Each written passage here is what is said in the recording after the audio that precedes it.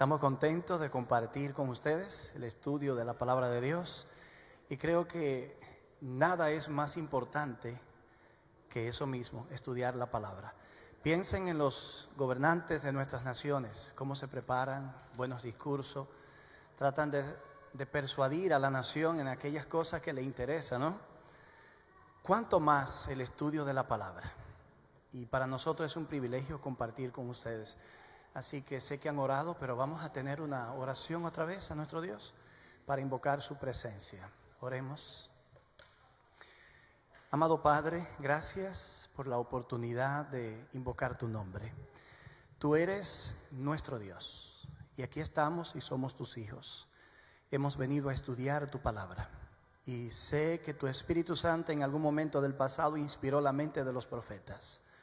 Ilumina tú nuestra mente ahora para comprender esa palabra inspirada. En el nombre de Jesús. Amén, amén, amén.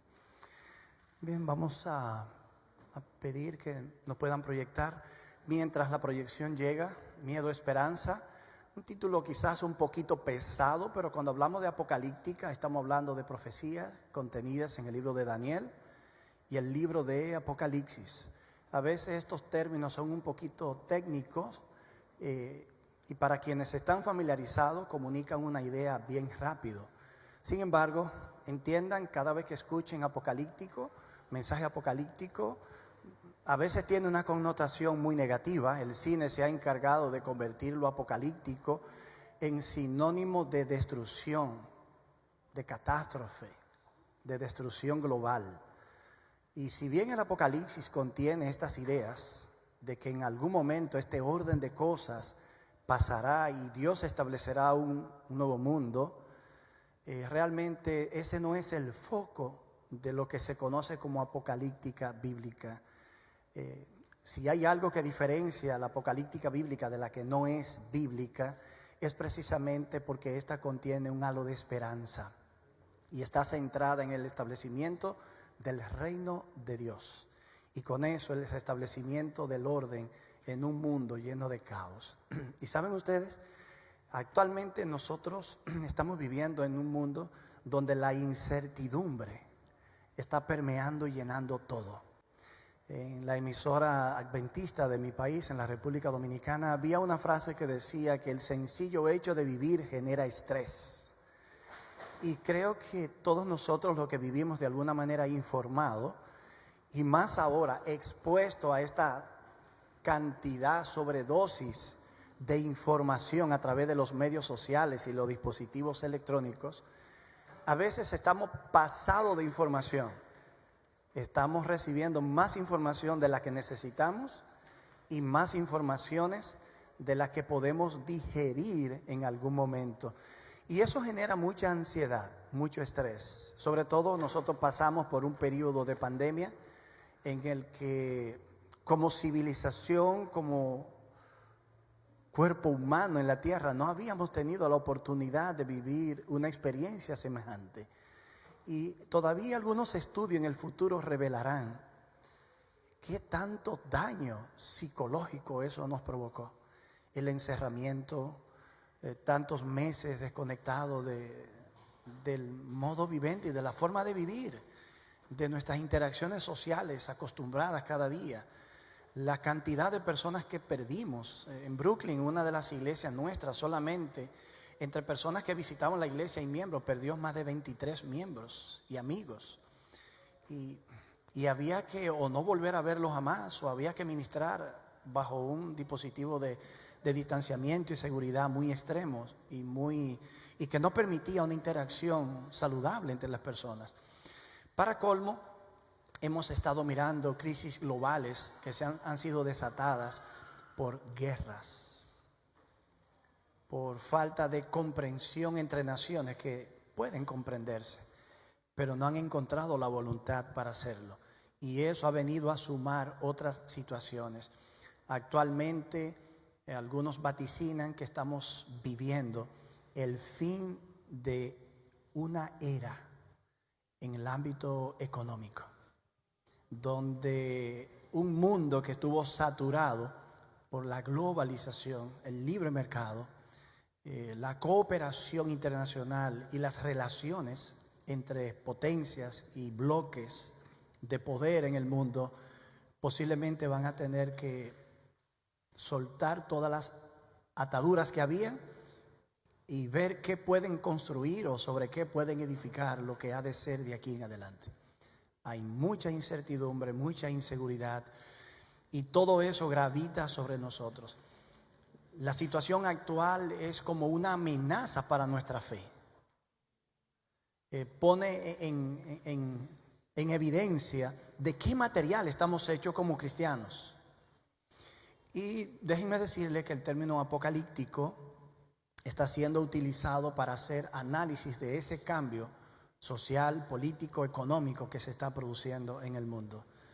Hay teologías, sistemas de creencia fuera del adventismo que se ocupan del ámbito social o el nivel de condición social de las personas y acuden al texto bíblico para tratar de reinterpretar esas realidades.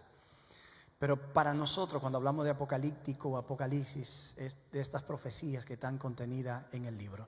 Hay un editor y poeta alemán, ya fallecido recientemente, llamado Hans Magnus Enzensberger, que dijo que la destrucción, el caos, la muerte está presente de manera omnipresente en las mentes de las personas. Hay un nivel de angustia que está permeando todo y también está saturando las mentes de personas que desde el ámbito de la filosofía, desde el ámbito teológico, desde el ámbito político, realmente saben lo que dicen. No sabemos hacia dónde vamos. Tenemos que ver qué es lo que va a ocurrir y luego quizás podamos interpretar hacia dónde vamos. Y estamos hablando de personas que pueden casi predecir el futuro en términos de tendencias, pero ahora mismo no hay como cosas así que tú puedas decir, la tendencia es esta. Y si hay una tendencia es hacia el caos, hacia la incomprensión, hacia la autoaniquilación. Y esto de verdad que hace que uno se replantee muchas cosas. Los planes que tenía a largo plazo quizás tendrá que reorganizarlo y empezar a hacer planes más a corto plazo. Metas más cortas y una vez alcanzada o no alcanzada, reevaluar para volver a relanzarse nuevamente. Mi recomendación es que mientras lidiamos con todo esto, tratemos de mantenernos informados hasta donde sea posible, pero también de volver a las Escrituras con un hambre de encontrar la voluntad de Dios para nosotros. Dios es un especialista en crisis. Dios es el que gobierna a pesar de el caos que hay en el mundo. Y yo le aseguro algo, Dios todavía está sentado en su trono. Vamos a tratar de ver algunos detalles importantes. Cuando hablamos del estudio de la apocalíptica bíblica, esto es como un viaje cargado de elementos de este mundo. Es como entrar a otro mundo de imágenes, símbolos, figuras, metáforas, cosas impresionantes, pero llevada a un extremo que te deja como así mareado y tú dices, ¿y qué es esto? Pero todo eso es un viaje con elementos que son familiares para nosotros. Por lo menos fueron elementos familiares para los escritores del tiempo bíblico. Nosotros que vivimos 2000 años después del último escrito de la Biblia, tenemos un desafío más grande todavía que el que ellos tuvieron. Ellos sabían de qué estaban hablando, qué significaban esas imágenes. Quizás no tenían todos los detalles ni la forma en la que eso se cumpliría, pero cuando ellos hablaban, por ejemplo, de una bestia, un cuerno, todo eso para nosotros puede sonar ofensivo, profano, pero para ellos tenía un significado simbólico que era muy claro. De manera que el gran desafío lo tenemos nosotros. Tenemos que crear un puente desde nuestro tiempo hacia ese pasado remoto, tratando de desenmarañar o entender qué significan estas cosas. Así que es también como una paradoja que así sea, otro mundo pero con elementos de este mundo, pero esa es la única manera que el escritor bíblico tuvo, por lo menos el escritor de Daniel y Apocalipsis, para comunicar estas realidades. Como adventistas nosotros surgimos en un contexto donde las profecías se estudiaban de manera comprometida. El estudio de las profecías llegó a ser como sangre que corría por las venas del movimiento milerista, a tal punto de que cometieron un error gravísimo al poner una fecha para la segunda venida de Jesús y ni siquiera pudieron darse cuenta de un error tan elemental. Algunos de nosotros todavía podría intentar insistir en la idea de una fecha para la venida de Jesús, pero lo cierto es que eso es un caso perdido. Pero detrás de todo eso Dios tenía un propósito y Dios en su infinita sabiduría pudo recoger los pedazos que quedaron de este grupo de hombres y mujeres chasqueados y empezó a reconstruir. Dios es un especialista en eso, porque si lees Génesis capítulo 1 te das cuenta cómo estaba la tierra en el principio, desordenada, vacía, llena de tinieblas, pero 6 días después ¿cómo estaba? Así que lo que para nosotros es un fracaso, para Dios es una oportunidad de construir algo extraordinario. Nosotros pocas veces nos detenemos a pensar en qué tan provechoso puede ser el estudio de la apocalíptica bíblica y podemos dejarnos llevar de la tentación de sentir como un efecto psicológico de que si yo puedo a la luz del periódico o las noticias decir esto se está cumpliendo o esta es la realidad que Apocalipsis o Daniel predijeron, sentirme como satisfecho, conforme. Pero yo quiero plantearle en el tiempo que tengo algo diferente, más que tomar una descripción de Daniel y Apocalipsis y luego intentar decirle cómo eso se cumple o qué significa. Yo quisiera que nosotros pudiéramos lidiar un poquito con la literatura apocalíptica propiamente. Es decir, ¿por qué ese género es como es? Dios no pudo ponerla un poquito más fácil. ¿No se han preguntado ustedes a veces?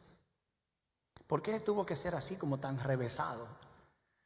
Bien, pues déjenme decirle que eso desafía la curiosidad y nos mueve a la comprensión y al estudio.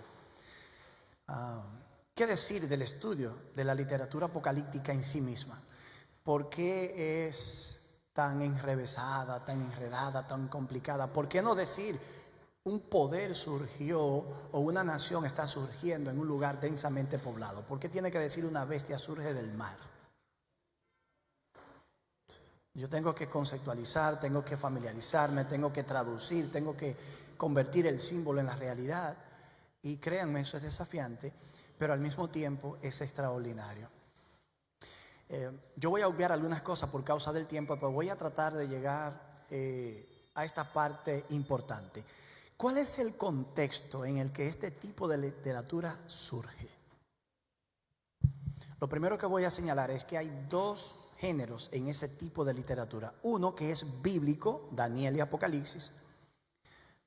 Isaías capítulo 24 al 27, capítulo 37 al 38, Ezequiel capítulo 37 al 43, Mateo 24, Lucas 21, Marcos 13, Segunda de Tesalonicenses capítulo 2. Todas esas secciones de la Biblia pueden ser categorizadas como porciones apocalípticas.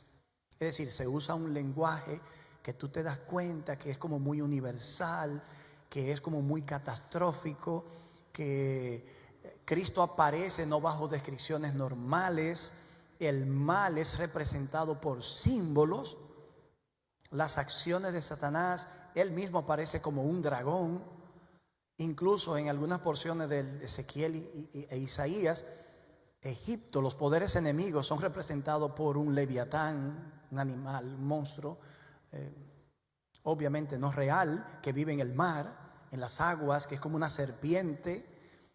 Y así tú vas lidiando con esos elementos. Esos elementos en sí mismos eran familiares para los antiguos, pero para nosotros no tanto. Nosotros tenemos que interpretar. Pero el contexto en el que esta literatura surge siempre tiene un contexto muy familiar. Por ejemplo, cuando Isaías escribe la porción del capítulo 24 al 27, el pueblo de Israel enfrentaba dos tremendos desafíos. Uno, el imperio sirio, que provocó una alianza entre los asirios y el reino del norte y amenazaba a Judá. Así que en un contexto así, Dios transmite un mensaje. ¿Cuál es el rey? Se me va el nombre del capítulo 6 que muere. Josías. El año en el que murió el rey Josías. Vi yo al Señor sentado en un trono. Y ahí hay una visión parecida a Apocalipsis 4 y a Daniel 7. Gracias Mari. Entonces, note que ese tipo de narración, de revelación, de literatura surge en un contexto de crisis. Daniel está cautivo en Babilonia y allí recibe estas revelaciones en un contexto difícil para Judá, un contexto difícil para los cautivos. Ahí está la literatura. Otra amenaza que para Israel en los tiempos de Isaías fue Asiria, porque terminó convirtiéndose en la potencia dominante en Antiguo Cercano Oriente. Entonces, las profecías vienen precisamente para dar aliento. Y en un contexto difícil, Dios lo que hace es que codifica la revelación para protegerla. Pero la codifica en imágenes simbólicas que el pueblo conoce y que estudiándola puede interpretar. Si el enemigo tomara un mensaje como tal, se queda en el aire, no puede entender, no sabe lo que está leyendo, no puede interpretar, pero el pueblo de Dios sí puede. Si pensamos, por ejemplo, en Juan, voy a compartir con Joel esta parte, este material. Dame un segundo que estoy un poquito perdido con este puntero.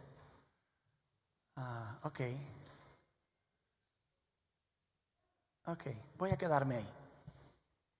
Juan, por ejemplo, está prisionero en Patmos.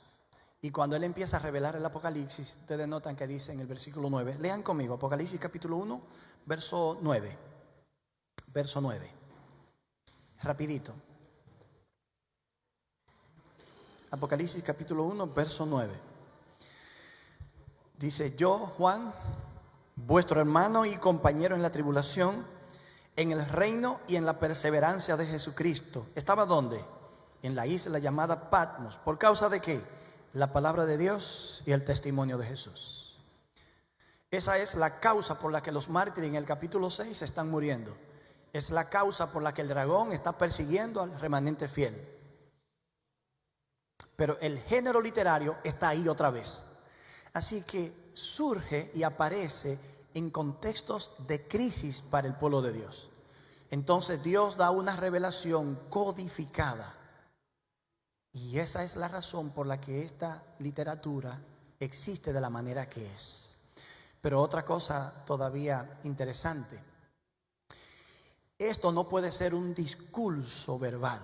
No puede ser esto que yo estoy haciendo con ustedes, dialogando oralmente, porque se olvidaría rápidamente. Y luego cuando la gente intenta recordar, confundiría los elementos y podría malinterpretar los elementos. Por eso, la apocalíptica no es un discurso. No es como, por ejemplo, cuando el profeta dice: oíd palabra de Jehová, así dijo el Señor. Eso es un discurso. Claro que posteriormente puede terminar consignado por escrito, pero la apocalíptica per se, por sí misma, no es un discurso. Es una revelación que el profeta recibe la orden de escribir en un libro. Miren, en versículo 10, leamos un par de versículos más allí. Dice: yo estaba en el Espíritu en el día del Señor. Oí detrás de mí una voz como de trompeta. Aquí está la revelación. Que decía: yo soy el Alfa y la Omega, verso 11, el primero y el último. Escribe en un libro lo que ves y envíalo a las 7 iglesias que están en Asia, Éfeso, Esmirna y así sucesivamente. Así que noten la orden. Está la revelación y la orden divina. Escribe en un libro lo que ves. Así que la apocalíptica es un género literario. Es un cuerpo de literatura. Es un escrito. Es tan inspirado como el discurso verbal que da el profeta, pero es una literatura. para poder consignarla, poder estudiarla, volver a estudiarla, repasarla, volver a repasarla, meditarla, volver a meditarla y continuamente estar sobre ella. Esta revelación, otra característica que tiene, es mediada por un ángel. El siervo de Dios, aunque dotado del don profético, tiene que ser asistido por un mensajero celestial. ¿Recuerdan a Daniel quién le asistía? Gabriel. Y Juan, en el libro de Apocalipsis, el verso 1 dice que Cristo envió su ángel a su siervo Juan.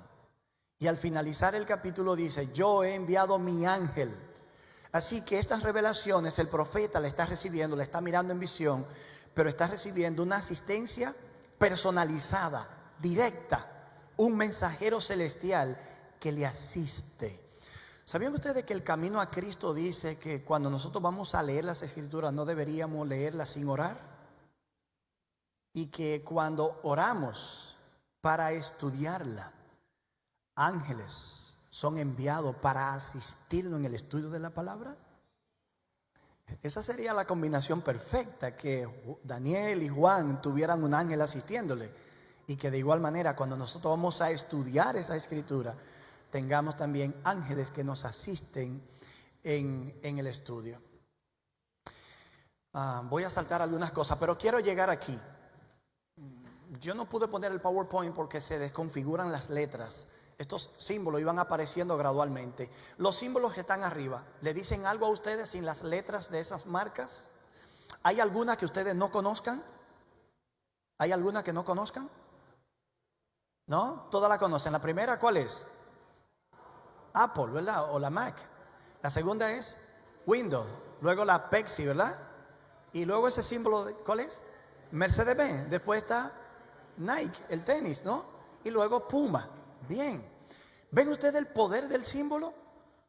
No da un mensaje en palabras, pero te da el mensaje. Y no solo eso, sino que el símbolo mismo configura el mensaje y se queda con él plasmado de tal manera que cada vez que tú lo ves, tu mente de manera automática hace la traducción. Miren abajo, por ejemplo, el Hijo del Hombre aparece entre 7 candelabros y tiene en su mano derecha 7 estrellas. En esta ilustración no tiene una espada saliendo de su boca, pero en la visión del capítulo 1 de Apocalipsis tiene una espada saliendo de su boca. Luego el mismo Cristo dice que esos 7 candelabros son las 7 iglesias.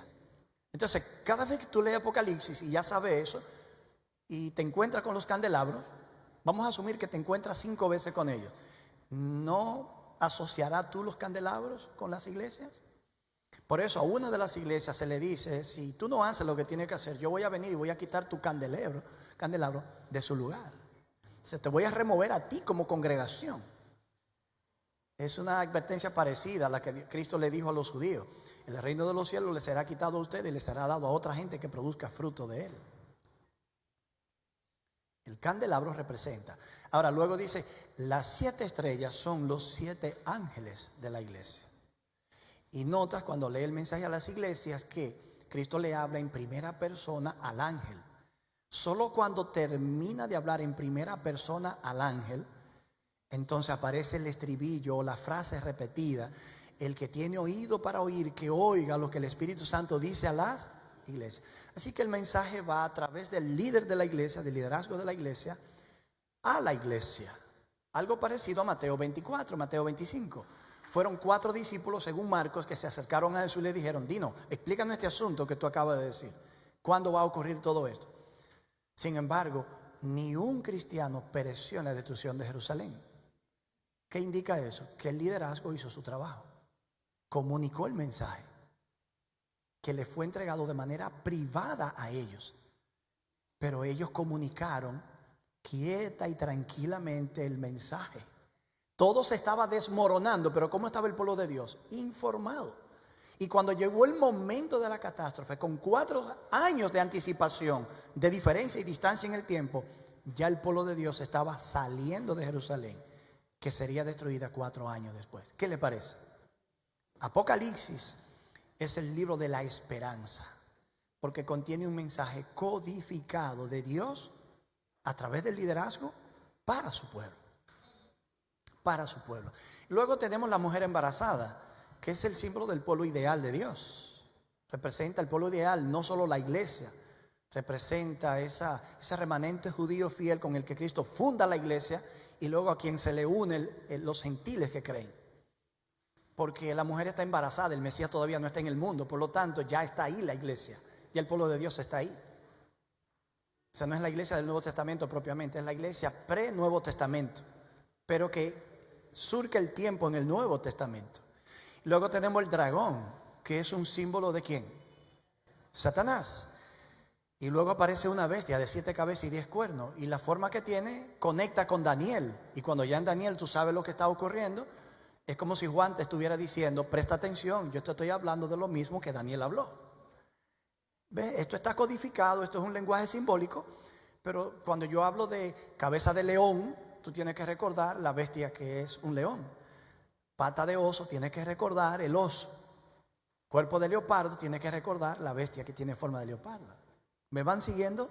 Entonces, la profecía apocalíptica, por más compleja que parezca, cuando tú te familiarizas con los símbolos y puedes ya traducirlo, a veces tú ni siquiera necesitas estar dando nombre de entidades o iglesias o personajes para comunicar el mensaje. ¿Captaron ese puntito que yo acabo de decir? A nosotros a veces nos gusta como poner el dedo demasiado sobre lo que nosotros conocemos como enemigos, poderes, agencias enemigas del pueblo de Dios, los enemigos en las Escrituras. Pero la codificación te habla de lo mismo y tú puedes comprender, solo que hay que familiarizarse con el texto. Luego está la mujer, que es la mujer infiel, impura en Apocalipsis, que contrasta con la mujer pura montada sobre la bestia. Así que es como la religión dominando el poder civil y trayendo una crisis al mundo. Esa es la idea que la profecía va proyectando. Voy a ver si llego a una parte aquí. Ya eso lo mencioné.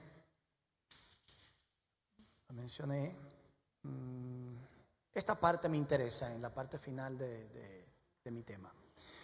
La esperanza es lo que Dios está trabajando a través de estos mensajes. Si yo estudio el libro de Apocalipsis y eso no me hace un mejor cristiano, algo no está bien. Si el estudio de la profecía no me hace más cristiano, algo no está bien. Si el estudio de los símbolos de Apocalipsis de Daniel no me acerca más a Dios, algo no anda bien. Y puede ocurrir que yo no tenga el carácter y tenga el conocimiento. Entonces yo tendré que elegir y tomar el consejo de Cristo. Haz todo lo que Él dice, pero no haga lo que Él hace. Porque podemos vernos en esa paradoja de personas que tienen el conocimiento, pero no tienen el carácter. Entonces tenemos que elegir entre una cosa y otra. Tomamos el mensaje, pero no hacemos lo que Él hace. Pero idealmente el estudio de la palabra de Dios tiene que convertirme a mí en una mejor persona. Porque en el estudio de la palabra yo estoy en contacto con el Dios de la palabra. Estoy en audiencia con el Altísimo. Dios me está hablando. Hay gente que quiere escuchar la voz de Dios de manera audible. No toda voz que tú escuchas audible es voz de Dios.